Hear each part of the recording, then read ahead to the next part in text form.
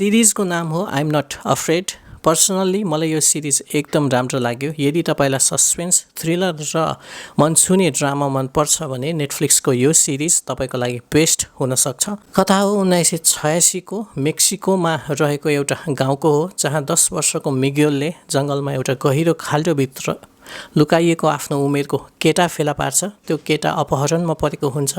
त्यो बच्चाको अपहरण कसरी, किन र कसले गरे, रहस्य खुल्दै जाँदा स्तब्ध पार्ने खालको छ। 6वटा एपिसोड छ। जति जति कथा अगाडि बढिरहेको हुन्छ त्यति नै रोचक हुँदै जान्छ, थ्रिलिङ हुँदै जान्छ, मनको ढुकढुकी बढ्दै जान्छ। तर यसको एउटा कमजोरी के छ भने कथा कहिले 1981 त कहिले 1986मा पुग्छ। यो नन लिनियर टाइमलाइनले गर्दा सुरुमा अलि कन्फ्युज हुनसक्छ र केही ठाउँमा सुस्त गति लाग्न सक्छ।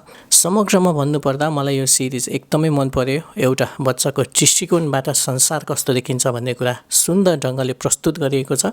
त्यसैले मेरो तर्फबाट यसलाई 4 स्टार्स आउट अफ 5।